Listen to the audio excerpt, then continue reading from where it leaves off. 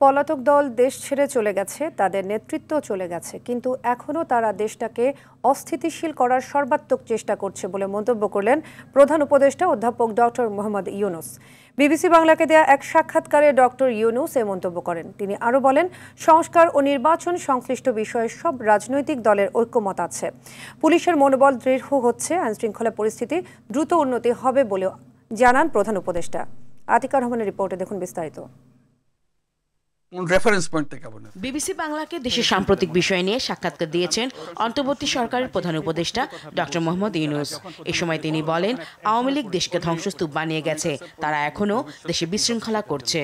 পলাতক দল দেশ ছেড়ে চলে গেছে, তাদের নেতৃত্ব চলে গেছে, তারা সর্বাত্মক চেষ্টা করছে এটাকে আনসেটল করার জন্য। এটা তো সবসময় থ্রেট আছে, প্রতিক্ষণই আছে, প্রতি জায়গাতেই আছে। তারা মাঝে মাঝে ঘোষণা করছে, বক্তৃতা দিচ্ছে, অ্যাড্রেস করছে, মানুষ উত্তেজিত হচ্ছে। বর্তমান সরকারের প্রতি সব রাজনৈতিক দলের আস্থা আছে, ঐক্যে ফাটল নেই বলেও মন্তব্য করেন তিনি। ধ্বংসাবশেষ থেকে এসেছিলাম, এখন একটা নতুন চেহারা আসছে, ভেসে উঠছে যে আমরা অর্থনীতি সহজ করেছি, দেশ বিদেশের আস্থা অর্জন করেছি। এটা তো পরিষ্কার, সারা দুনিয়ার আমরা আস্থা স্থাপন করতে পেরেছি, এটা কেউ প্রশ্ন করতে পারবে না। সবাই সমর্থন করছে, সবাই চাচ্ছে যে সুন্দরভাবে দেশ চলুক, সবার মধ্যে ঐক্য আছে।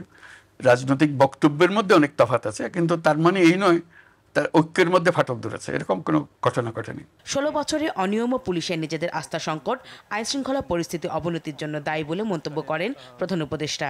প্রথম দিকে সমস্যা ছিল যে পুলিশ বাহিনী যাকে দিয়ে আমরা কাজ করাচ্ছিলাম তারা ভয়ে রাস্তায় নামছিল না, কারণ দুদিন আগে তারা এদেরকে গুলি করেছে। কাজে মানুষ দেখলেই সে ভয় পায়। কাজে তাকে ঠিক করতে করতে আমাদের কয়েক মাস চলে গেছে, এখন মোটামুটি ঠিক হয়ে গেছে। আবার নিয়ম শৃঙ্খলার দিকে আমরা রওনা হয়েছি।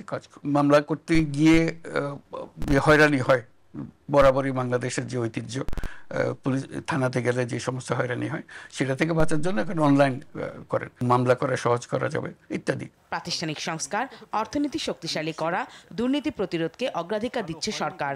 নতুন রাজনৈতিক দল গঠন রাজনীতির জন্য ইতিবাচক বলেও মন্তব্য করেন প্রধান উপদেষ্টা। মিসরুল ইত্যাদি, সেখান থেকে আমরা কিভাবে। আতিকা রহমান, RTV, ঢাকা।